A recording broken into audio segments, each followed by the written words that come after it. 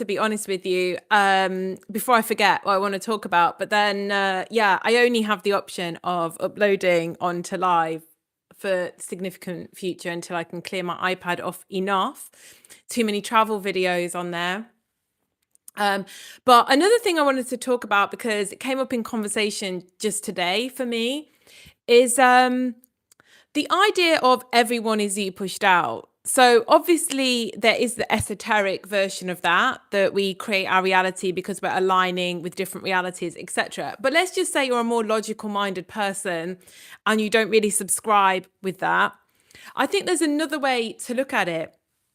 And that's that we are, like, people treat us and interact with us according to the energy that we give off. And you only have to look back at your life and look at the experiences that you've had to be able to see that, whether it's in relationships or work.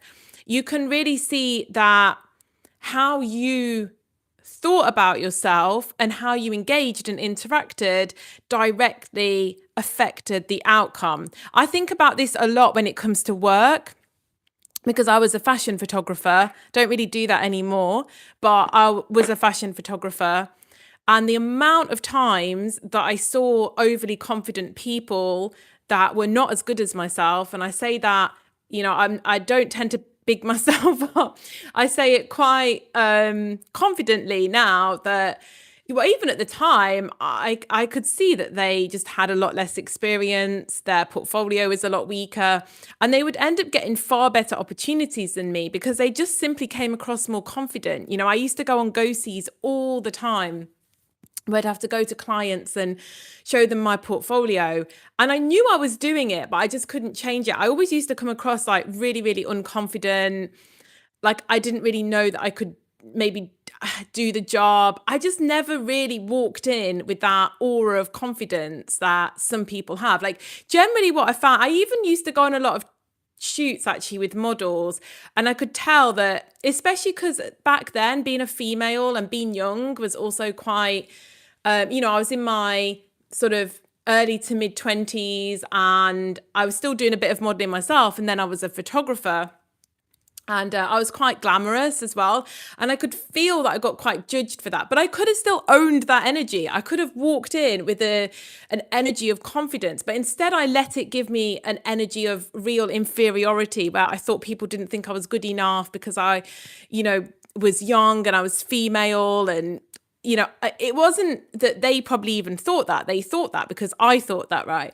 And the amount of times that I could see models feeling uncomfortable, like they knew, like I could just feel their energy that they didn't think they were going to get good photos. And then after the first shoot with them, where they'd see their photos, they'd be desperate to shoot with me again. And I had so many people that would be reaching out and be like, can we shoot? These are the best photos I've ever had. But I could feel their lack of confidence in me on the first shoot quite often. And I often found that, I kind of got better when it was the second shoot because I felt more confident then. And I thought, well, I know they like me because they've come back for more, or the clients come back for more. But I always had this really, really inferior energy, and it just dominated. And I think back and think, God, how many campaigns and jobs I would have gotten had I managed to kind of somehow embrace that energy earlier. And I honestly saw people that had so much less experience, honestly, were not as good. And they just had this aura of extreme confidence about them. They would reach out to famous models and and photographers and just say, hey, let's work together, or famous stylists. And I would never have done that. I'd be like, oh my God, no. And I used to message people for jobs. This is kind of really embarrassing. I used to message someone for a job and I'd email them, or, to work together or something. And if they didn't get back to my email, then I'd just be like, oh my God, I'm rubbish. I'm hopeless. I'm no good at this. I should just probably quit. And then it was years later that I was speaking to one of my friends who worked in sales. She's not a creative. And she said, oh, people don't even read the first email. She said, when we do sales, we send the email, then we call, and they always say, oh, we never got it. And then you ask for who to send the email to. And then you get their name and you email them, and then they still don't reply. And then you call them again and you say, oh, I've emailed you, and then they check the email on the phone. And I just think about all the times that I just would send one email to a generalized address, like an info address. And if I didn't get a response, I just made it mean that I was so rubbish. But it's just this energy leads into the room, and it's like with relationships as well. It doesn't matter how attractive or not attractive you are. If you're confident and you don't have all this mind noise and mind chatter, which I was going about on my last video, and you're just neutral, you don't even have to be like confident in an arrogant way or think that much of yourself. You really just need to be neutral. You just need to not have a lot of negative thoughts spiraling. When I go back to when I was younger, I used to have so many negative spirals, like every date I'd go on, I wasn't present at all. I'd just be like, oh my God, I'm not attractive enough. I'm too fat. I'm too this. I had such bad levels of self-image. And then, every time I'd go on a photography job, when I think about it, I wasn't present at all. I was just so dominated by thinking about how everyone else was thinking about me. And this creates an energy that people pick up. We've done it. I've done it myself as well. When other people have shown up in my life and they've not, they've been really needy or desperate or whatever, I've been repelled. It's not just one way. I've also felt that energy, as we all have. And with Everyone Is You pushed out, even if you don't want to buy into the thing that we're all kind of in control of our reality and we're aligning to different versions of reality, you can surely buy into the concept that how you think about yourself and the energy that you have on the inside is going to affect all the situations, scenarios, and people that you interact with in the 3D. And so the sooner we can kind of get a hold on that internal energy, which in my opinion, manifesting does, as well as shadow work and counseling and other spiritual work, I think they're all fantastic. But what we're trying to do with all these techniques is we're trying to just neutralize ourselves. Actually, I don't even think we have to be super on the positive. I don't think we need to go that far. I just think neutral is enough. I think we have to go to a situation in a state of openness, calmness, and with just as little of that going on as possible, like head noise. And then we really get to see a situation for what it is. And people can show up then and fill that space with something that's a lot more positive than what we're telling them. If we're constantly running around negative thoughts about what they're thinking, it's very easy for them to fill that space with those negative thoughts, because you just give off that energy. You give off that energy that you're not confident. Even if I was the best at the job, if I give off the energy I'm not confident, then I'm not going to get booked for the job. They're going to give it to somebody that is more confident. And the thing is, they might not get as good at results. I actually know people, because I spoke to them years ago when I used to do tarot readings, which I don't believe in anymore, but I used to do tarot readings for people. And I remember a girl that I spoke to there, and she got booked. She went for an interview and she got a job that wasn't the job she wanted. And the girl that got the job she wanted turned out to be useless, and she left after a few months, and then she ended up in the job she wanted. But the reason she didn't get it and the other girl did was just because she was confident at the interview.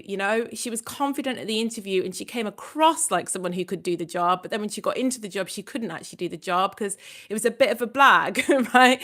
And generally those people kind of succeed in life. And the people that are more honest and they're like, I'm not sure if I can do that. Well, they kind of get pushed to the side, right? So we have to exude, it doesn't have to be even overconfidence, but we have to exude at least neutralness, at least I'm neutral. I'm just turning up, I'm here, here's my portfolio, without all the kind of negativity running around in the background. Honestly, I look back and I just think of how my energy must have presented itself, and it's kind of embarrassing, because I've done so much work on myself and I'm so different now that it's kind of embarrassing to think how I energetically showed up. And then of course my world responded to how I energetically showed up. So if you don't want to think about all the esoteric side of Everyone Is You pushed out, just think about that. Just think about how you react when people show up in your life with a certain energy, and how your life has worked out based on the energy you've put out. I've got one more little story, actually, one more little story time. So I used to work with this hairstylist when I did photography.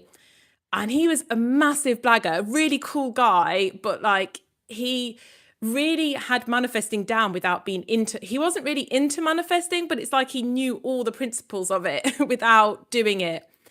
And he had more money than me, which helped at the time because he had a salon, so he was earning money from the salon, and he would pump that into test shoots, right, which we were all doing. But whereas I'd kind of having to be saving my money and doing things on the cheap, he'd just be like, oh, book these 5-star hotels. And then he'd used to go and do things for free, but post them on social media as if they were paid jobs. And what I noticed was very quickly, it really happened within a year.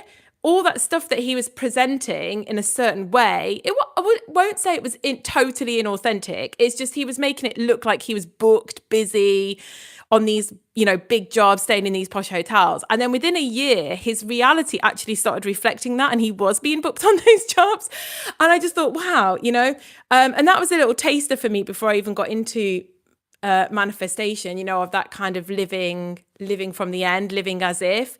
He just went out and did the things as if he was doing them and getting paid for them. And within a year, he actually was. And it was quite fun to watch in hindsight. At the time, I'd be like, But yeah, he kind of nailed manifesting without really knowing what manifesting was. But anyway, probably waffled a bit, but I actually quite like being on live. I might start doing it more often. But I can see I did get a message.